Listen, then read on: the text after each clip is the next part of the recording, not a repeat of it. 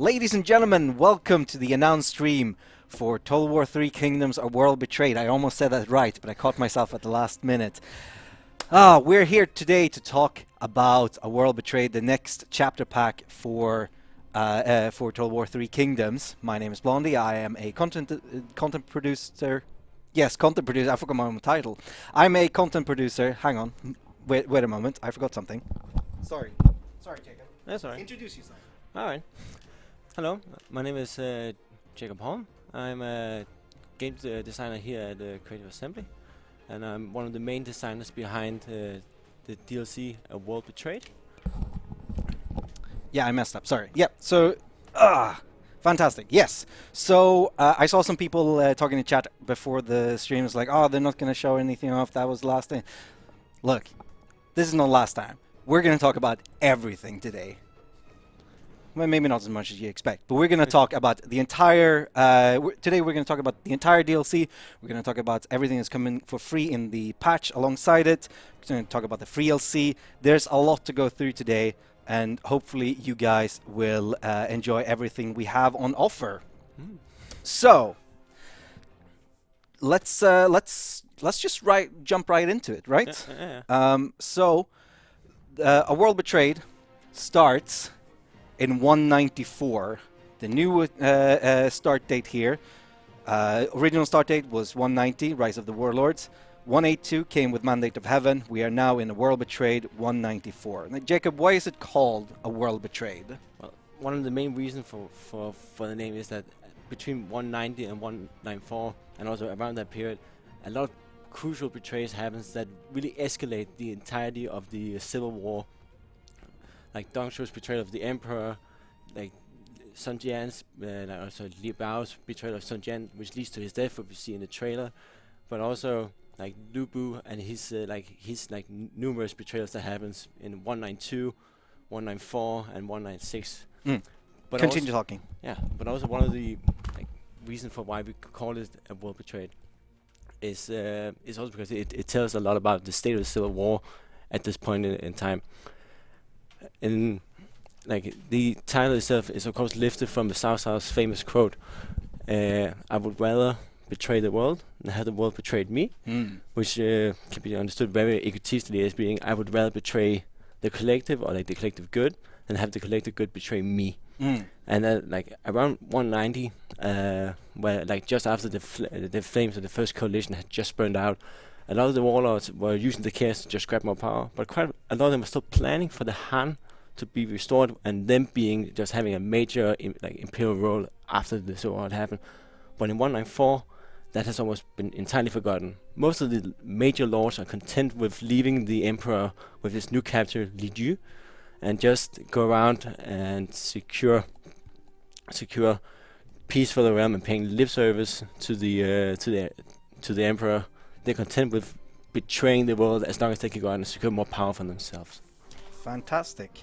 So, we have a completely new starting position here for most of our normal factions that we are familiar with from the other start dates.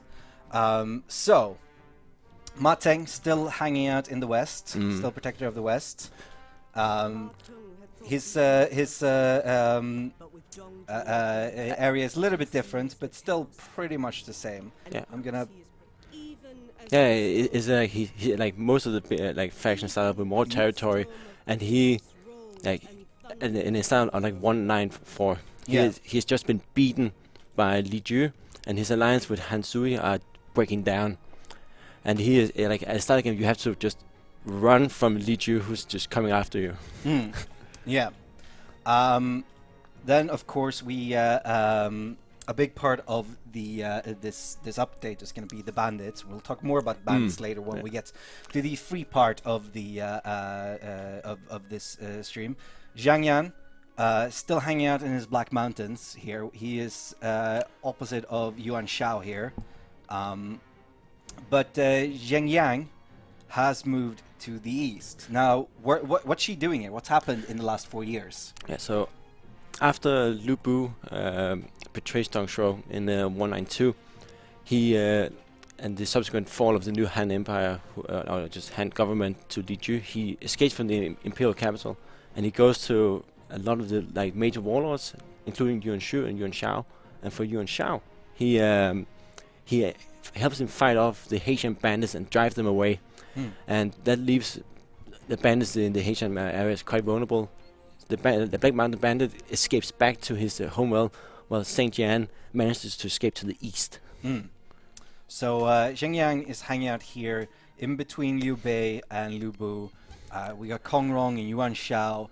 Yuan Shu and Yuan Shao. She's very exposed here. Yeah, she's very caught between a rock and several hard places. Yeah, and her starting situation, of course, very hard. I think a lot because there's a lot of people that really like Zheng Yang, and I think this is a really interesting starting position. You're gonna have to fight tooth and nail to become Bandit Queen or become Bandit Empress, I guess. Yeah. Now, our Lubu is hanging out here. He is one of the unique factions to the start date because obviously he was hanging out with Dong Zhuo until 2 years ago, in which when he killed Dong Zhuo, and then in history he doesn't actually last that much longer. No, he's like one of the like big major characters to die fairly early on in the story, and he dies in 199 by being executed by Cao Cao. But so a big conflict here is Cao Cao versus Lubu, which you are going to see in the start date.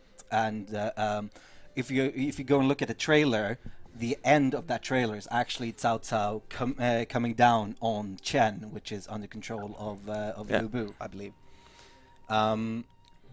Then, of course, going further south, we have Sun Ce, our second faction unique to this the start date. Yeah, because he was only also his moment in the story, like big moment is between 194 and when he dies in the year 200, where he in those 6 years really makes himself like stand out for the entire story.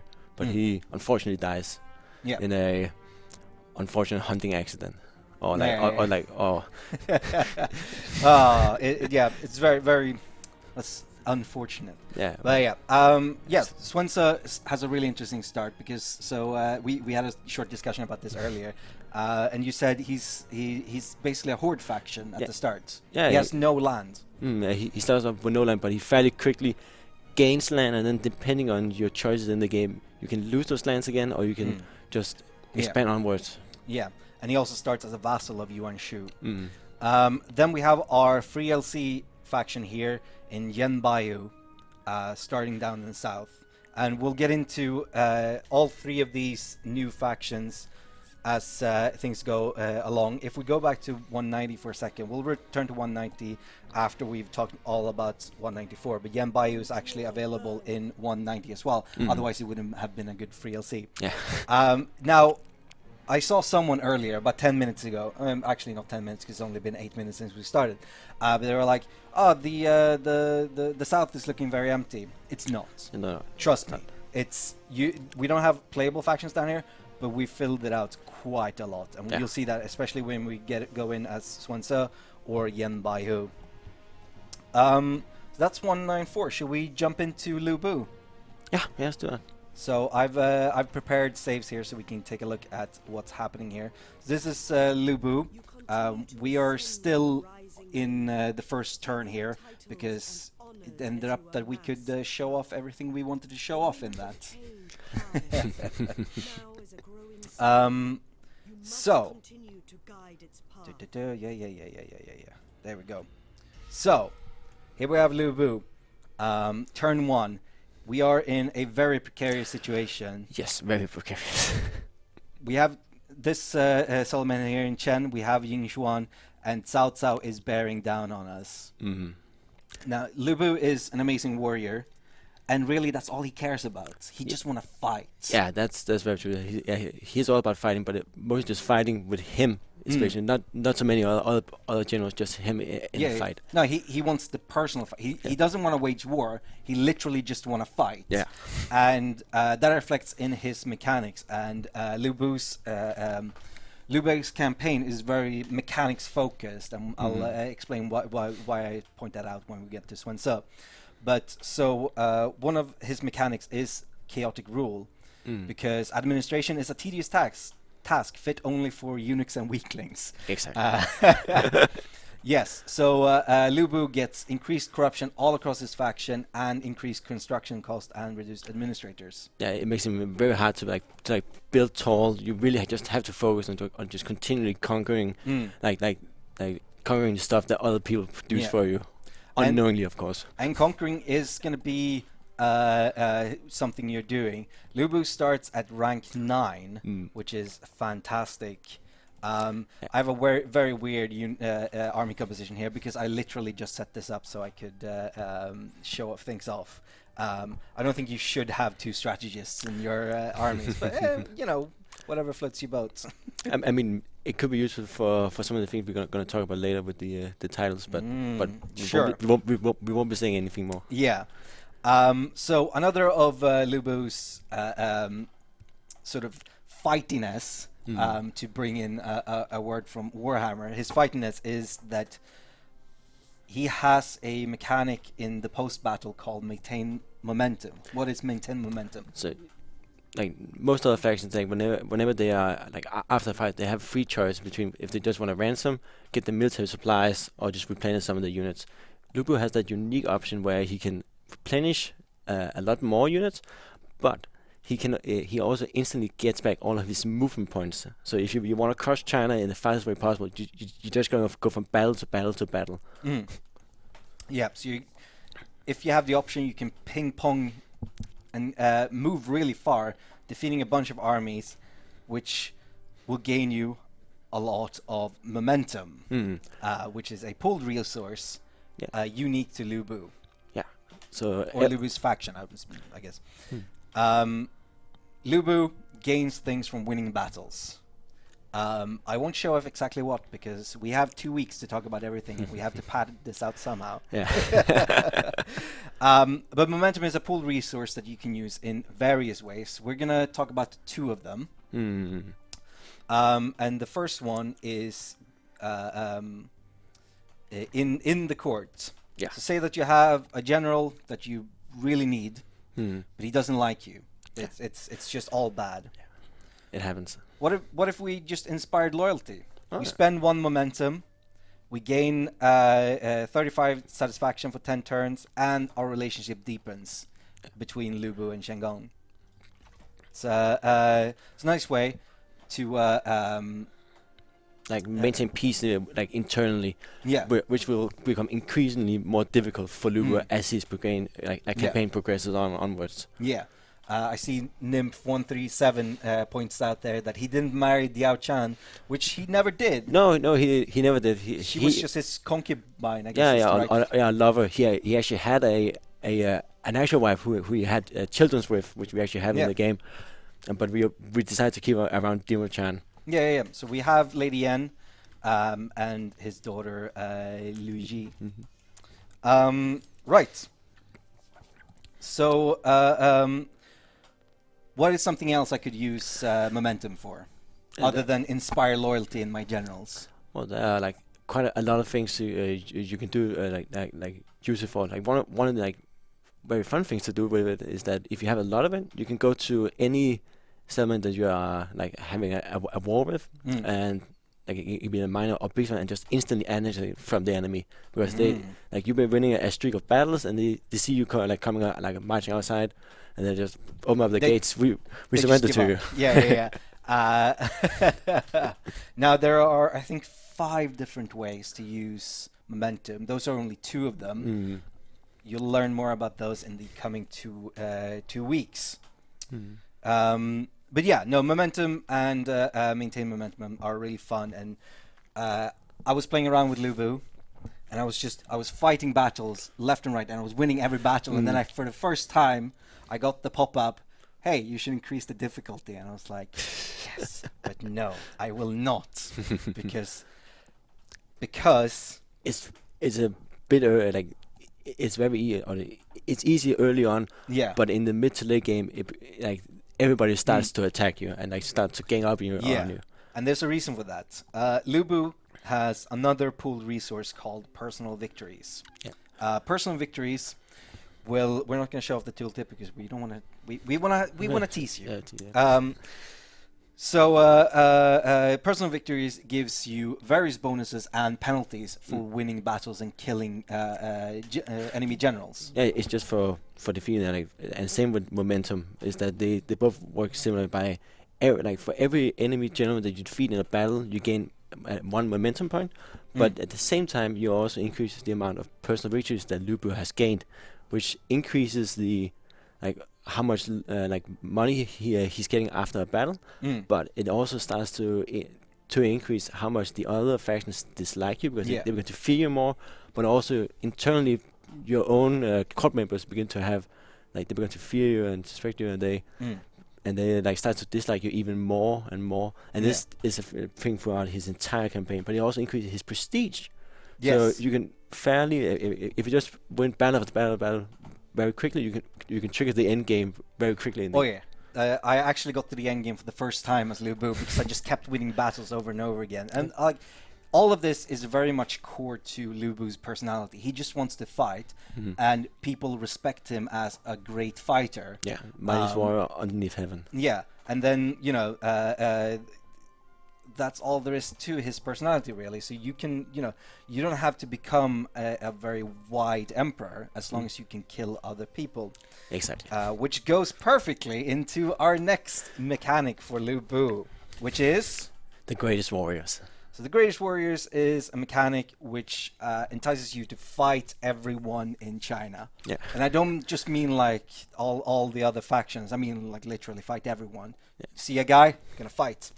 No, not really. It is about fighting all of the other factions. But mostly like the mightiest warriors and like the mightiest strategists of this time period, which were just filled with them. And like Lubu is known as the mightiest warrior in China, and he needs to prove that to a certain extent. And so what we made it as a mechanic is that you have to go around and attack and defeat the other major warriors of this time period. And by doing that, you gain bonuses which can both improve your campaign, but mostly your battles. You become better at battles. You get new abilities that you can use. You get more stats, and if you can complete a certain set of them, you get more ludicrous bonuses to your campaign. Yeah. So we can see here on turn 1, this one is unlocked from the beginning because father figures. We've already killed Dong Zhuo 2 years ago. Ding Zhuan, I don't even know when he died. Yeah, that was his first adopted father, and he killed him for a horse. Is it red hair? Is that no? Yeah, okay. I think so. Yeah. Awesome. Just straight off the bat, you get the set bonus reward of 5 satisfaction. But I'm actually going to show you something for once. Cousins in Arms is one that I've completed, which is to defeat Zhao Dun and Zhao Yuan. So we can see here that when I defeated Zhao Dun, I got melee evasion for my spear infantry. And then when I defeated Zhao Yuan, I got charge bonus for shock and melee cavalry. But then because I've defeated both of them, I get an additional 15 prestige. And as you can see, here's the scroll bar. This is how big it is, and it goes all the way down here. There's a lot of greatest warriors in China. Yeah, there were a lot of warriors that you need to defeat. Yeah.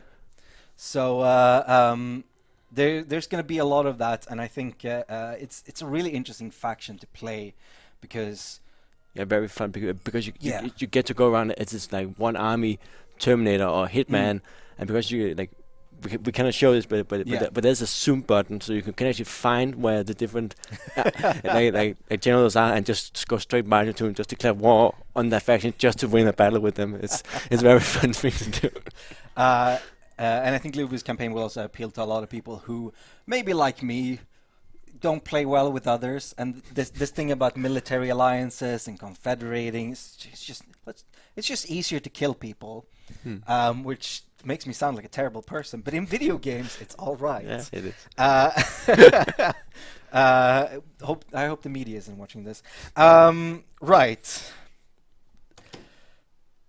That's all for Lubu and his faction. Yeah, for now. For now. Yeah. We have one more thing, but we'll bring that up when we get into the bandits later. So let's jump over to Swensa. This one is 24 turns into a campaign here.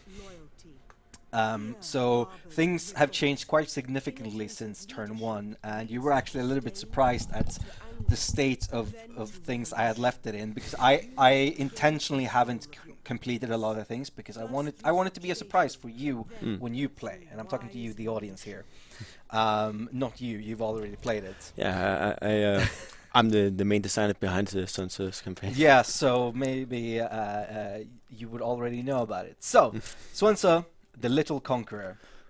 He starts out here as a vassal of Yuan Shu with no land to himself. As you can see, we've moved past that, and we now hold the entire Shindu Commandery. Thank you. I was going to say province, but that's a different game. And we also hold half of Poyang. Now, Sun Tzu has an interesting story in Romance of the Three Kingdoms. He, let's say, he burned brightly, but also very fast. Yeah, that's a good quote for him. Then. Yeah.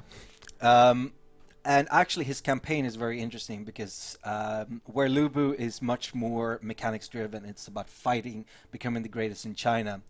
Sun Tzu, you can follow the story of Sun Tzu in a very interesting and very compelling way in terms of gameplay. Yeah. So you're gonna get a bunch of ambitions, a bunch of quests, missions that let you gain the immense roster of characters that all gathered around Sun Tzu. Yeah. You really get to like relive the experience of the book. We're just reading through the chapter and just putting a lot of text and just events straight up out of the book into his campaign. It's very much about following his story. So our first mechanic for Sun Tzu is the Men of Merit mechanic. Yeah, it like if you like Pokemoning in Three Kingdoms, Sun Tzu is definitely the faction, because like a lot of the things that happened during his conquest of the South was he was able to capture a lot of enemy generals after they surrendered to him, and so we recreated that by giving him like a huge bonus to capturing enemy characters, but also that the same part which is his character salary, and that was like when people actually joined up with Sun Tzu, most of them did out of like pure loyalty to him, because he was a really good character and they wanted to be under his banner. So we represent that by having a lower character salary, which would become critical because you gained so many characters as Sun Tzu by completing his ambitions and his missions, and like most of them have unique art. So I don't have many of them. No, you don't. Because I've specifically not gone and completed all of the ambitions because, I've already gone over that. Yeah. So our second mechanic that is unique for Sun Tzu is shared expertise, which you can find here. So when a character in my court reaches rank 3, they start generating shared expertise. What do you use shared expertise for? So shared expertise is used for, and for one thing only, is to instantly, or just 9 out of 10 it will instantly level up a character. Sometimes even 2 ranks instantly. Yeah. And he said that specifically because we tested this earlier. Yeah. So we can take Zhou here and give him some shared expertise. It will make him like us even more, which maybe his satisfaction is quite bad. So so let's do it, and boom, level 4 immediately, or rank 4 immediately. Fantastic! He got a ton of XP, which means that he can go ahead and just level up immediately on his. On his skills. Look, I have 3 points. Oh my god, he's just a court. There's also one interesting thing about Sutai is that he's actually a bandit, and because that he actually has some new things to a new skill tree. But we'll go into that a bit later when we get to the bandits. Right. So that lets us give him a bunch of XP, get him higher up immediately.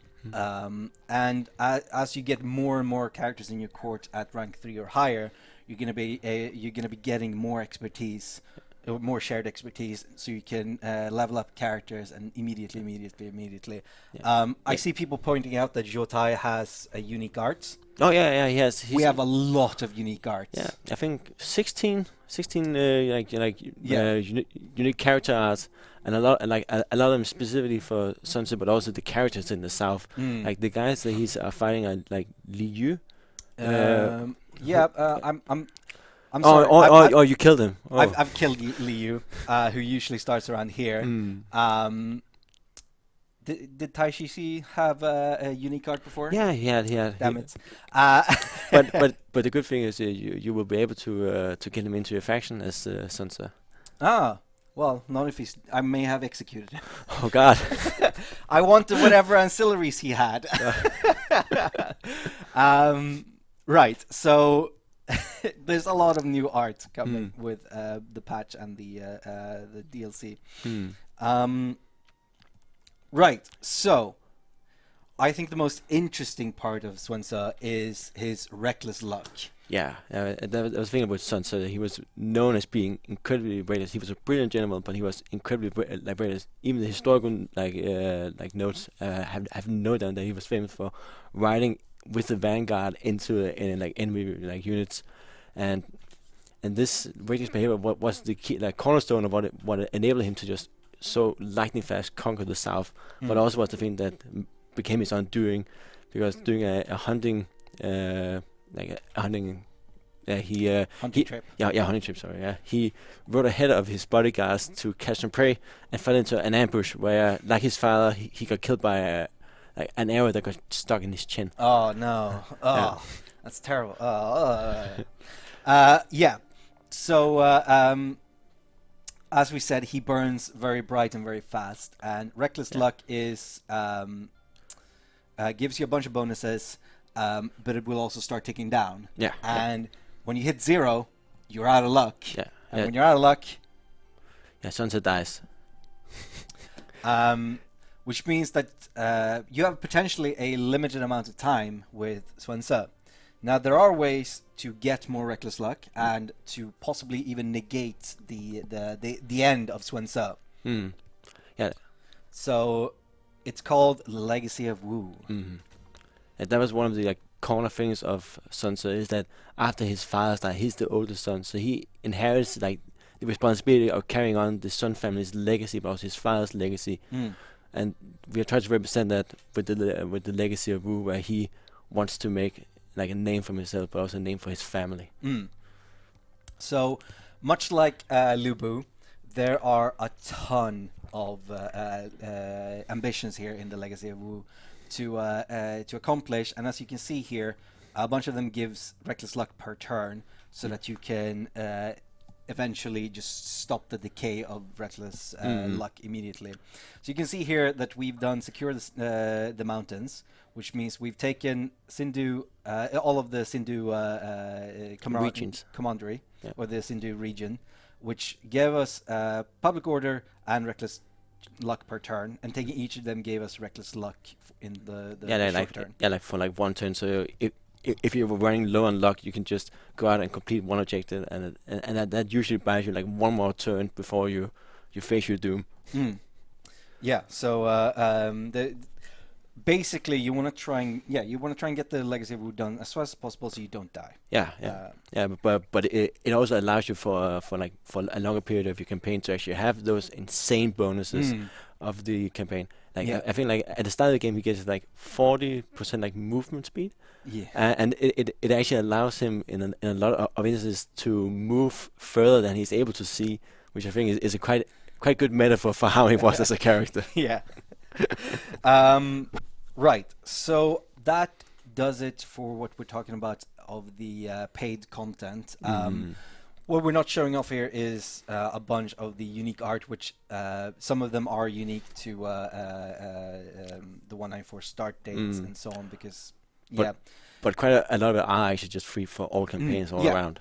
And of course, much like the 182 start date will it will all be added in. It will transition. So even if you start in 190, once you come around to 194, you will, unless if you've literally killed off Sun Tzu and Sun Jian early, his stuff won't happen because he's dead. But as long as the conditions are right, you will start seeing the events of 194 start popping up around that time. But let's talk about the free stuff, because we got a meaty free patch to go along with this. There's so much stuff. Let's start with, since we're already here, let's start with the new way you help out, or you manage people's satisfaction. So we've removed an old system. Yeah, we removed the old rank system from the game, because like usually in the game you will have the option to promote characters in your court, which usually cost a bunch of money, gave them a small satisfaction increase, and technically it gave them a different title, but it was so small and it didn't make generic characters stand out. So what we've instead done is replace it with the titles system. Yeah, the titles. It was a very common thing throughout the book, but also at a time that before a person was about to go out and do a great deed, say something was to go out and conquer the south for Yuan Shu, he gave him the title of general who annihilates bandits and general who pacifies the south. Yeah, like He Jin is the butcher of butcher of the He. Is that what it is? Maybe I forget, but he's the butcher of something in the game. And we can go even further. I mean, we also have things like Go Master and whatever, but we can give them actual titles. Yeah. So Liu Fan here, 20 satisfaction, not great. We can offset that by giving him a title. Yeah. Now there's a lot of titles here, but I'm thinking we're gonna make him a master of writing. Yeah, that's quite fitting. Which gives him an increased character salary, but also increased cunning, satisfaction, character experience, and public order if he's an administrator. Yeah. Which is fantastic. And as you can see, there are some padlocks here. Why is that? That's because like most of the titles in the game is something that you have to earn by doing like exceptional deeds yourself. It can be that you have to conquer certain parts of China. It can be having like certain diplomatic deals with people, or it can be doing like exceptional like deeds with your generals. Or as I was hinting to earlier with the strategists, there's a couple of specific ones relating to doing something with archers and having a bunch of ranged units. Sure, yeah. Right, so that's the new tile system. Let's move into the big one, because do you know what my favorite group of people in it sounds weird to say my favorite group of people. My favorite group of people in Total War 3 Kingdoms is? Is it the bandits? It's the bandits. Oh, yeah. And they've been reworked. Oh yeah, completely. They're no longer Han officials being led by one bandit. They're all like bona fide bandits. And of course we have our boy Yen Baihu here, White Tiger Yen, who suspiciously is in the same area. We have Sun Tzu there coming to beat me up in this save that I created earlier today. Doesn't matter, I'm not going to continue on this save. But yes, the Bandit rework is massive and I love it so much. Big shout out to the team for doing that. There's a lot to talk about here. But let's start with the new research. Yeah, because the Bandit has been completely reworked. And one of the things that we have done for them is that they have their own new tech tree, which works quite differently from the existing skill tree, where instead of just living up certain things, you can you have this giant map of China where you see all the criminal organizations of China, the underworld of China. Yeah, and there are different categories of the Chinese underworld here, like tribes or bandit clans and so on. Yeah, but also corrupt officials and the last remnants of the yellow turbans. Yeah. So we can see here that the map is all white except for these three provinces here that are black. Now, if we do, where did I go? No. Maybe suspiciously that this is the same area here, or is it? Yeah. So why are these tiles black? It's because that's the the areas where you have or you control at least one region in that area, Mm. and that is the whole idea is that you're making contact to the criminal organizations throughout China. So if you have a region in that area where the bandit organization is, it's become easier for you to like get them to talk or like get them into your organization. Mm. So by conquering certain regions, you can faster make like research. Yes. So we can see here in Jianan, we have the town and the lumberyard, which gives us a plus 200% research rate to this tech that is in here. If you want to know what tech it is, tune into future streams. Well, I'm going to talk about bandits later specifically because I'm doing something kind of crazy, and we'll see what people think about that. But yeah, It'll be fun. So something I was thinking about, and I haven't actually checked with anyone else, someone who's better at strategy. But so something that I probably would do with this would be like try to research one thing and then try to expand in a different direction, so that you can so that you don't pick things that you're going to expand into before you've expanded into them, to try and get more research off faster. Yeah, that is very much like the strategy of the bandits, that they can like do that. It's all And something really interesting with this tech tree is that bandits can now pick up units that were previously unique to other factions. So as an example, which is probably a boring example because they're still bandits, but if we were to research our way, I was going to point to the screen, but I realized that the chat can't see that, or the stream can't see that. But if we were going all the way up, come on, north, it's there. That oh yeah, there is somewhere that way, all the way up to the Black Mountains. We could actually pick up Zhang Yan's Black Mountain Raiders. Yeah. And start recruiting them. They would be a limited supply, and you can do that with a ton, like yellow turbans. Like most of the Han units, you can get into it, and that's the new thing with the bandits, is that they have a new set of like starting units that are cheaper and have a lower maintenance, but they have a very bad morale and are like they're always raiding. And the other thing is that you can only get like a certain amount of these new units. So being able to research faster is quite essential for survival. So that's a really cool feature, and only the first of the really cool features that we're going to talk about right now. So let's move on to settlements. So we have a lot of available things to build here, but this interface looks a little bit different than normal. Yeah, it does. What is this right here? Oh, that's a little bandit building. It's a little bandit building. Bandits get sort of undercover secret-ish buildings that are only available to bandits, and they are only available in minor settlements. Because here's the thing: bandits don't want the spotlight in the same way that normal warlords want. No. You can pick up major settlements, but if you pick up too many, you're gonna start seeing negative effects, and you don't actually get any prestige from the major settlements. Yeah, that's true. So a bandit tactic could actually be to start picking up all the minor settlements and then just leave the major settlements to others. Yeah, and just to keep on their own. Like the big difference between like say the normal Han buildings and how they operate compared to the bandits is that the Hans, it's all about like you build up your cities and they produce a lot of money and a lot of prestige for you. Whereas the bandits is all about like building a lot of smaller like buildings, but being able to quickly raise an army and go out looting with it. Yeah, which is also a new thing for the bandits. Yes. Let's move into raiding and looting. So a new thing for bandits is that they don't use military supplies. Yeah, they use loot. Yeah.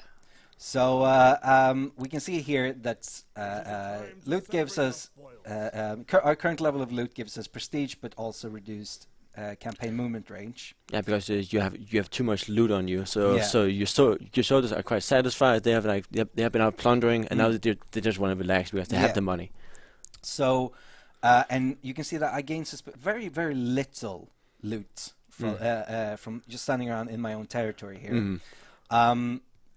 But there's actually a mechanic where if you are low loot, your units will fight better. Yeah, because they have the money, and they know if they don't soon get some money or some food, they will die. They're that desperate. So so actually, to a certain degree, starving your units and then pushing them out into battle is a quite viable strategy. And it's all about like you go out, raid, and then you go back to your city, and like share the spoils, and you get a bunch of like money. You starve your units, and you go back out.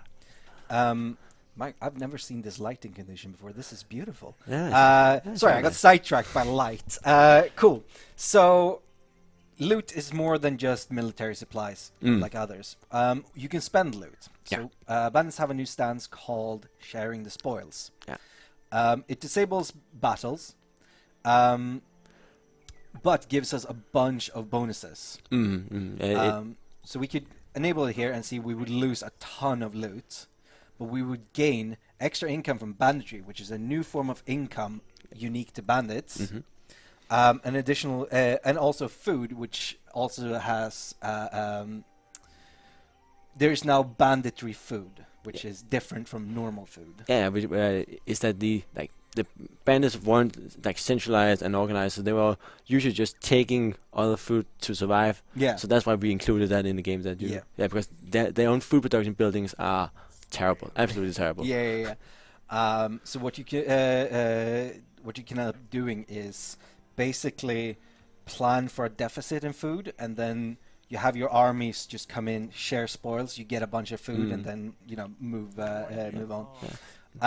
But it's also quite useful for like you've been out fighting and you come back, most of your units are dead. And you use share spoils to get most of your units back, and you can just recruit more units because you have an increased income, and you can just in that way you go back, recruit, remuster, get better units, and then go back out again. Now, the way you regain loot, even though we're regaining a very little bit, you can see that -5 for being in friendly territory. If we move into the Yellow Turban Rebellion here, that increases. We're now just getting straight up 11.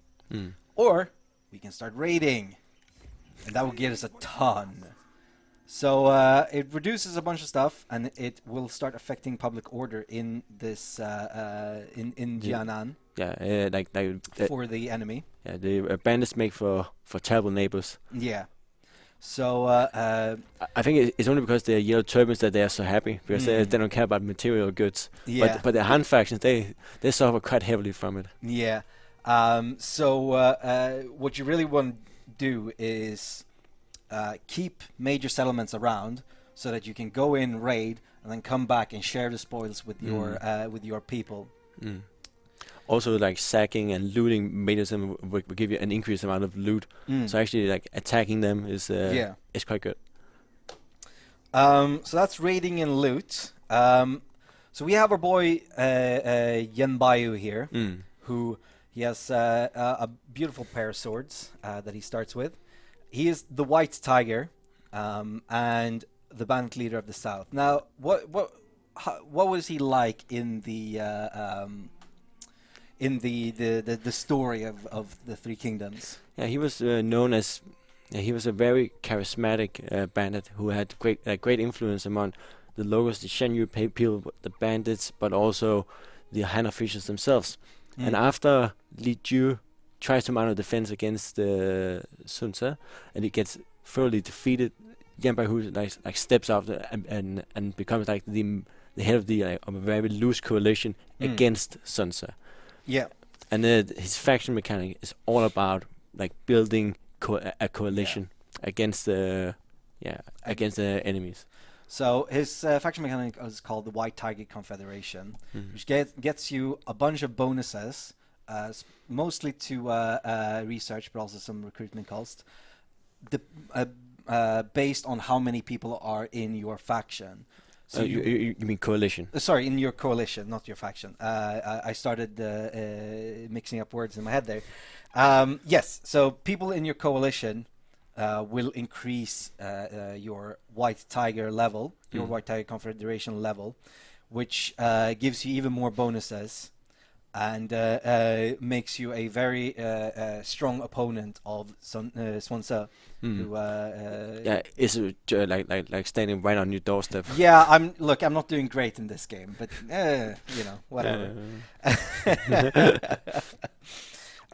So You have a kind of treaty there. yes, At the so top of the our last bandit feature is the mercenary contract. So bandits, they're not beholden to normal rules of war. No. They're absolutely open to fighting for money. Yeah.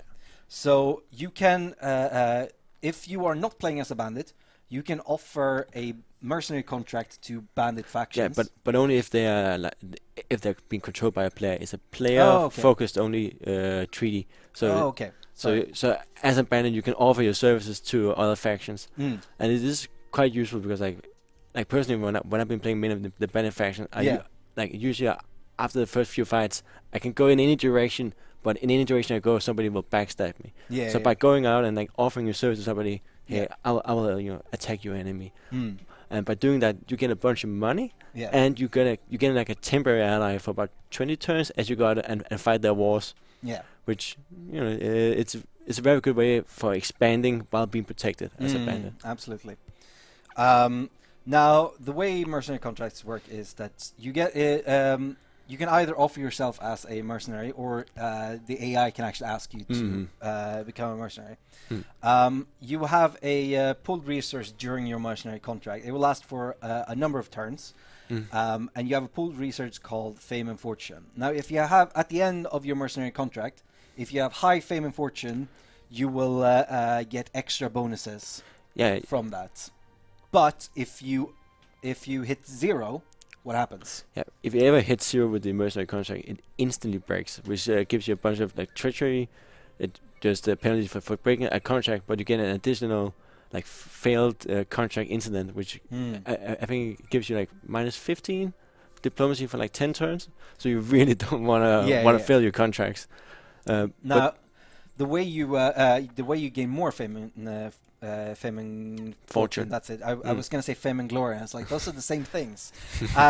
Is by fighting against the enemy. Yeah. So I purposely accepted a very bad mercenary contract for me here against Matung. Who's on the opposite side of the map. Yeah. For me to be able to gain my fame and fortune and not have this run out, I would have to be able to run all the way over here and fight Matung, which I am not expecting to do before I run out. No, but that's the thing. As you can do as a mercenary, is that you take the money, but if you do the job, loyalty is an abstract concept. It's relative, Yeah, absolutely. But so there's a lot of interesting thing coming here. Yeah, in terms of the mercenary contract, it also gives you a new settlement occupation option, where if you attack and capture one of the enemy's cities, you can choose to gift it to your mercenary lord, which is probably the most for most cases is the most profitable option in terms of how much money you get, but also you get a insane amount of fame and fortune. So, but just giving 1 or 2 settlements away, you have more or less fulfilled your contract. Yeah. So it's but it's still in your interest to keep keep fighting because if the fame and fortune is high, it's more likely that a dilemma would trigger. We will give you the dilemma is that your mercenary lord sends out a gift to you, and you can choose to either sell the gift or take it, and it's quite fun. Yeah, I'm having a ton of fun playing around with the new bandits. And now, another thing about, because we said we were going to get back to this, another thing about the mercenary contract is that they are also available to Lubu. Yes. Lubu doesn't stop in finding ways to fight. He can also become a mercenary, so that you can find even more. It doesn't matter that everyone hates you. It doesn't matter that everyone's going to declare war on you. Probably. It doesn't matter that you fight all the time. Find more ways to fight. So that's that's really fantastic, and I love playing around with these new features. Now, the last thing we're going to talk about today, because we're actually coming up on the hour that we said we were going to allot to this. Oh yeah.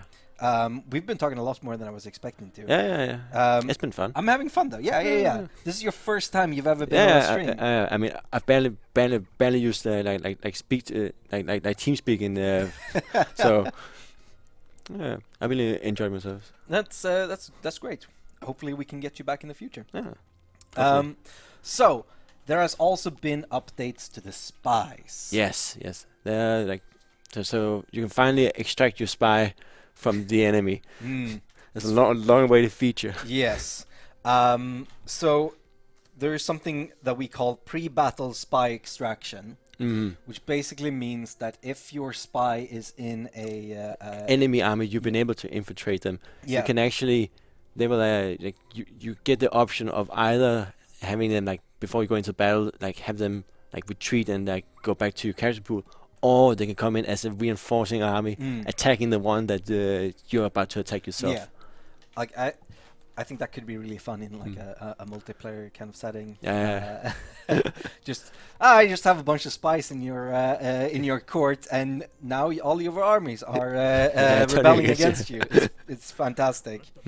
Another thing, which we hopefully can see here, is we have sort of offensive assignments or foreign territory assignments. Let's see, we all have that one. Let's think this one should work. Yes. Yeah, there we go. So we have something here. For example, I'm only going to show this one. Yeah. Scout Province. We have the weapons craftsmen in Poyang, but I can reveal all of Poyang with this one assignment. So you can spy on your enemies, and this is super helpful for the bandits because they're gonna not have all of the provinces or all of the settlements in the commanderies. Yeah, and which is fantastic. And actually being able to see where your enemy are, but also in like the existing spy system was one where it was like a deep infiltration. You have to send in a springer and hope that you'll get picked up. This is more of just offensive, just send one guy out to scout out the territory for you. Yeah. All right. I think that is. No, there's also one. Sorry. So I have a note here that just says turncoats. Please take it away. So the turncoats is also a new thing for the spy system where you can go. I think you need to go to the family tree and then see over all the factions. It will give you a little icon saying there's a turncoat in this faction, so you can approach them. If you have like an empty spy slot, and then like give them a bunch of money and charm them, and then they will become an already existing spy for you.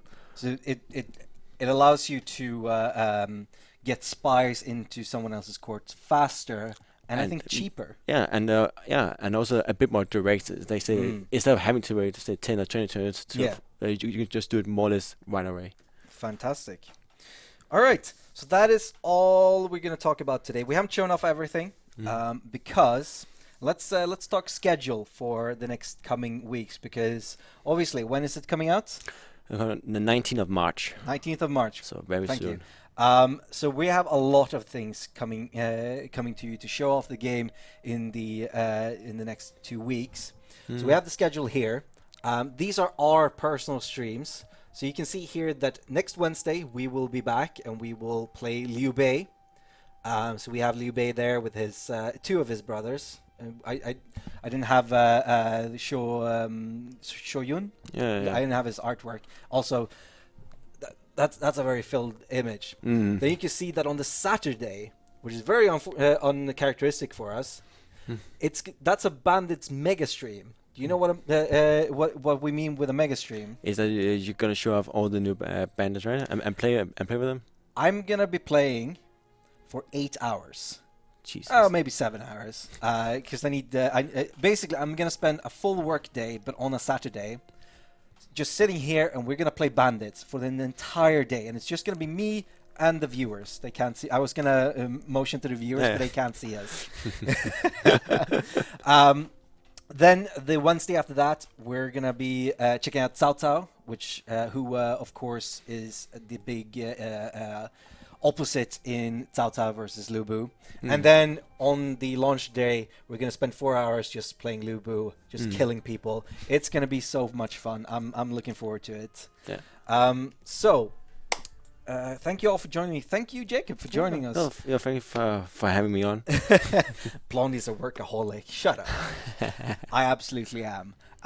So what I haven't mentioned yet about the coverage is that, of course, some of your favorite content creators are going to be showing off the game probably starting over the next couple of days, and then over the coming weeks, you're going to be seeing a lot about A World Betrayed. So if you're like, oh, they didn't show everything today, don't worry. There's plenty of time before the game comes out. But if you want to, I believe that the game is available to pre-order right now for 10% off. Yeah, I think so, yeah. Or sorry, the DLC is available. The game. The game is already, it's already been out for 10 months, something like that. The DLC is available for pre-order, and you can get 10% off. So if you like what you've seen here, you want to support the studio, because actually pre-ordering does actually help us more than just, you gave us your money. So you save a bit of money, you help us. So if this looks interesting, make sure to pre-order. I will be back on Wednesday. Jacob, you will be back when you're back. Yeah. And hopefully everyone enjoyed this. I don't know what I was gonna say. I read someone in chat said, if you don't know what you speak, and then I started questioning what I was saying. Let's take another look at that amazing trailer. Goodbye. Peggy 16.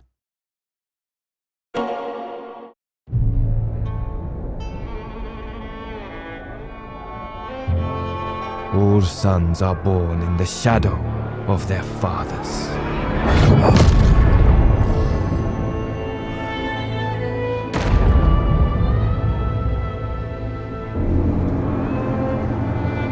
But the day will always come when they must stand alone and are faced with a choice. Do they follow the path put before them? or take a different road.